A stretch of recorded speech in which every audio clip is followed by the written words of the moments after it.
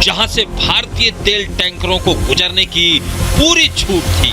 जिस रास्ते माइंस बिछी थी वहां पर भारतीय जहाज बेखौफ आज जा रहे थे।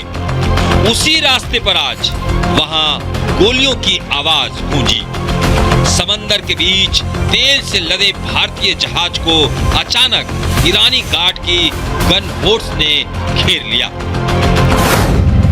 शनिवार को 2 भारतीय जहाज हॉर्मुज़ पार कर रहे थे।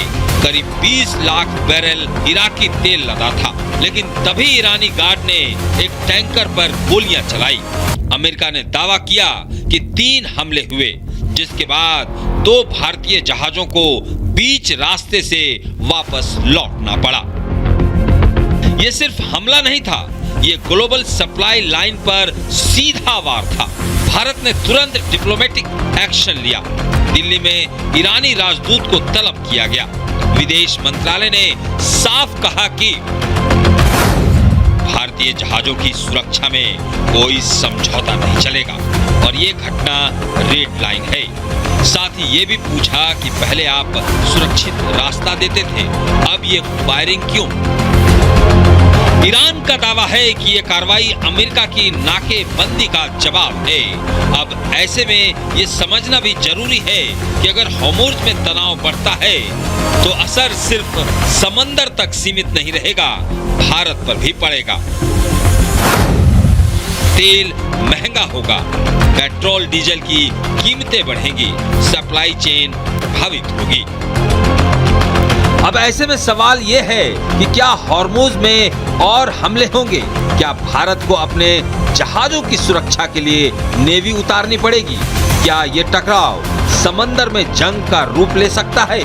Bureau report, Republic Bharat.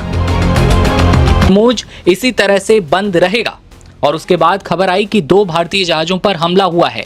फिर पुष्टि होती है कि एक भारतीय जहाज जिस पर 20 लाख बैरल तेल लदा हुआ था, उस पर हमला हुआ है। भारतीय जहाज को इस गोलीबारी में कितना नुकसान हुआ है? ईरान ने क्यों भारतीय जहाज पर हमला किया? क्योंकि ईरान कहता रहा है कि भारतीय जहाज हमारे यहां से जा सकते हैं, आजादी है। इस पर क्या खबरें निकलकर सामने आ रही हैं? रविंद्र सर हमारे साथ हैं। सर, क्या खबर आ रही है? देखिए, भारत की तरफ से विदेश मंत्रालय ने तुरंत एक स्टेटमेंट जारी की। स्टेटमेंट जारी करने के साथ साथ ही जो ईरान के एम्बेसडर हैं भारत में, उनको तलब किया गया, उनको लेकर उन्हें भारत की तरफ से सख्त आपत्ति दर्ज कराई गई है। आपको बता दें, जैसा आपने खुद बताया कि शुक्रवार को ईरान की तरफ से ऐलान कर दिया गया, चूंकि इजराइल और लेबनान को लेकर 10 दिन का सीज फायर का ऐलान कर दिया गया है। उसको लेकर ट्रंप ने स्वागत किया, लेकिन ट्रंप ने यह भी कह दिया साथ ही साथ कि जो अमेरिका की नाकाबंदी है वो नहीं हटेगी, वो तब तक जारी रहेगी जब तक ईरान की तरफ से सीज फायर को लेकर कंप्लीट डील नहीं कर ली जाती, और ना हम सीज फायर बढ़ाएंगे आगे। ट्रंप की तरफ से यह भी कहा गया कि हम बमबारी करने के लिए फिर से तैयार हैं। इसी बीच जब यह पूरी नुरा कुश्ती चल रही थी तो ईरान की तरफ से शनिवार को, जब हम ये वीडियो रिकॉर्ड कर रहे हैं, तब यह जानकारी दी गई कि भाई हम फिर से हॉर्मुज़ को बंद करने जा रहे हैं। जो हमने ऐलान किया था हम उसको वापस लेते हैं। यू टर्न वहां पर ईरान की तरफ से ले लिया गया।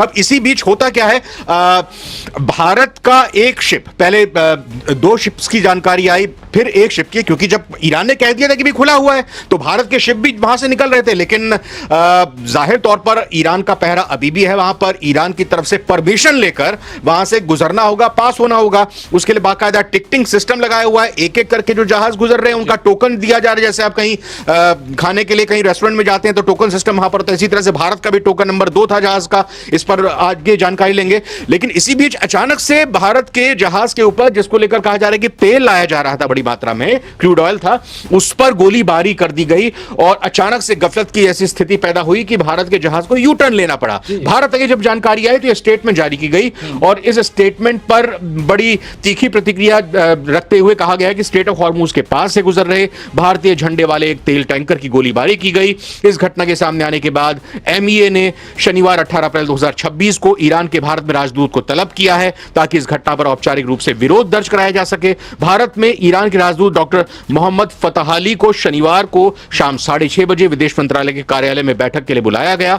ईरानी राजदूत के साथ बैठक के दौरान भारत ने स्ट्रेट ऑफ हॉर्मुज़ में भारतीय टैंकर पर गोलीबारी की घटना को लेकर विरोध जताया। जानकारी के अनुसार एक बड़ा भारतीय तेल टैंकर शनिवार करीब 20 लाख बैरल इराकी कच्चा तेल लेकर जा रहा था। तो ये पूरा का पूरा घटनाक्रम रहा और साथ ही साथ ये भी जानकारी भारत के शिप के कप्तान के हवाले से आई। देखिए पहचान कैसे होती है, जो भी वहां से जहाज गुजरता है उसके ऊपर झंडा लगा होता है, तिरंगा लगा हुआ था उसके ऊपर, और उसी हिसाब से यह भी जानकारी आई है। मैं चाहता हूं कि आपके पास इसकी डिटेल है, आप बताएं कि आखिर कप्तान ने इस पूरे घटनाक्रम को लेकर क्या बताया जो इस तेल को ले जा रहे थे और वापस उनको लौटना पड़ा, यू टर्न लेना पड़ा। बिल्कुल यू टर्न लेना पड़ा, और जब हमला हुआ नुकसान की खबर है कि भाई नुकसान कितना हुआ, तो किसी भी क्रू मेंबर को चोट नहीं आई है कि ईरान की तरफ से जो हमला हुआ है। और उसके साथ ही बात करें कप्तान ने क्या कहा, तो कप्तान ने कहा कि हेराल्ड जहाज के कैप्टन ने जो रेडियो से आवाज लगाकर कहा कि उनको रोकने का निवेदन किया। उन्होंने ईरानी नेवी द्वारा यू टर्न लेने के दबाव से पहले साफ तौर पर कहा कि भाई आपकी लिस्ट में मेरा नाम दूसरे नंबर पर है,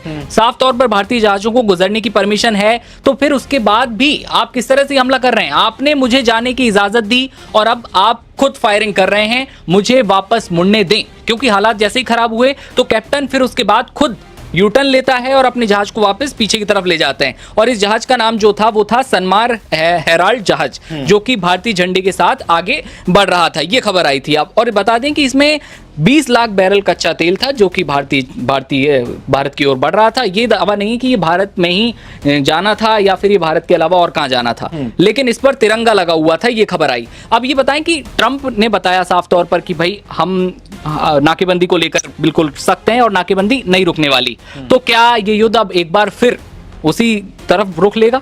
देखिए युद्ध तो अभी एक डेडलॉक की स्थिति बनी हुई है, क्योंकि जब आपके 4 दशकों की आपकी बीच में रंजिश है, आपके बीच में दुश्मनी है, तो जो रिश्तों की बर्फ होती है वो पिघलना इतनी आसान नहीं होती है। लेकिन इसके चक्कर में पिस पूरी दुनिया रही है। आप ये मानिए कि कई सारे जहाज, सैकड़ों जहाज इस वक्त फंसे हुए हैं वहां पर, और एक तो उनको लिए ये मुश्किल है कि भाई खुला है हॉर्मूज की बंद है, फिर आपने कहा खुला हुआ है, जब हम वहां से गुजर रहे हैं जहाज तो अचानक से आप कहते हैं बंद है, और अगर वहां से वो गुजर जाता तो फिर जो अमेरिका की नाकाबंदी है, क्योंकि अमेरिका ने कहा हुआ है कि जो भी जहाज ईरान के स्टेट ऑफ हॉर्मूज से बाहर निकलेगा वहां पर फिर हमारी वहां पर निगरानी रहेगी, हमारी निगाहें वहां पर चौकस हैं और हम उससे के साथ पूरी पूछताछ करेंगे। तो मैं ये कहना चाहूंगा दिव्यांशु कि अमेरिका और ईरान की इस पूरी जंग में इस वक्त पूरी दुनिया पिस रही है, यह साफ तौर पर है, और एक ऐसी कंफ्यूजन की स्थिति बनी हुई है जिसको लेकर कुछ नहीं कहा जा सकता, बस प्रे की जा सकती हैं। ट्रंप फिर नाकेबंदी जारी रखते हैं, अपनी डील पर अड़ जाते हैं, तो ईरान बंद कर देता है और उसके बाद यह खबर आती है कि भारतीय जहाज पर हमला हुआ है। पहले 2 भारतीय जहाजों की बात होती है कि 2 भारतीय जहाजों पर हमला हुआ, और उसके बाद आता है कि भाई 1 भारतीय जहाज पर हमला हुआ। साथ ही इसका नाम भी हमने आपको बताया, और यह है कि सपा नेवी का नाम सामने आ रहा है, जिसने सनमार हेराल्ड जिस भारतीय जहाज का नाम था उस पर हमला हुआ, जो कि साफ तौर पर भारतीय जहाज है क्योंकि तिरंगा लगा हुआ है उस पर। मैं एक चीज आपको कहना चाहूंगा, जो आप पहले पूछ रहे थे कि भाई एक ऐसी डेडलॉक की स्थिति बनी हुई है, अब क्या होगा आगे, क्योंकि अब हॉर्मूज फिर से बंद कर दिया गया है, नाकाबंदी छोड़ने को पूरी तरह से ट्रंप तैयार नहीं है।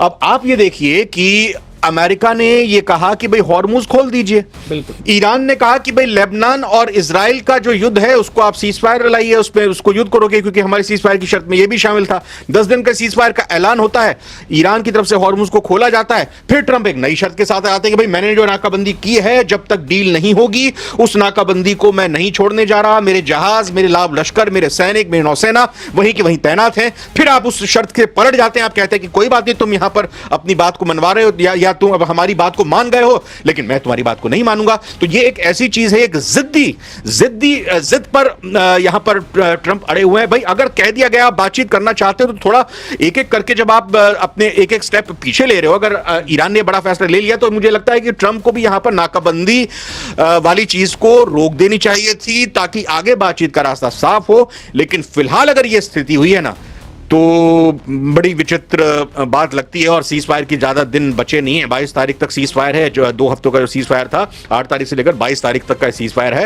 अब तब तक मुझे ऐसा लगता है कि यही बातें चलती रहेंगी, यही सब चलता रहेगा, और फिर शायद आखिर में जाकर, जैसा होता है ना कि आखिर में जाकर 22 तारीख की रात को ही पता चलेगा कि ये सीज फायर बढ़ रहा है और बातचीत के लिए दोनों जा रहे हैं। उम्मीद यही करनी चाहिए। बिल्कुल, क्योंकि उम्मीद तो ये की जा रही थी कि भाई पाकिस्तान में कहां तो वापस एक बार फिर सीज फायर की टेबल जो है फिर तैयार होने वाली है, फिर अमेरिका ईरान बैठेंगे। लेकिन उसी बीच आज जो कुछ हुआ है उससे सीज फायर के रास्ते बंद होते एक बार फिर दिख रहे हैं। पूरी दुनिया एक बार फिर चपेट में आने वाली है। तेल और ऊर्जा गैसों को लेकर, जो दामों को लेकर बात कही जा रही थी कि कीमतें गिरेंगी, बीते दिन ही ये बात आई थी कि कीमतें गिरी हैं, 8 से 10% कीमतें गिरी हैं, ये बात आई। लेकिन आज जो खबर आई है उनसे क्लियर है कि भाई सोमवार का जो मार्केट होगा वो अपने आप में हिला देने वाला होगा और कीमतें एक बार फिर आसमान छूती नजर आएंगी। ये पूरी खबर थी भारतीय जहाज को लेकर, ईरान अमेरिका को लेकर जो खबरें सामने आ रही हैं वो हमने आपको बताई। रविंद्र सर हमारे साथ थे, मेरा नाम दिव्यांशु है। तमाम खबरों के लिए आप देखते रहिए नव भारत टाइम्स। नमस्कार।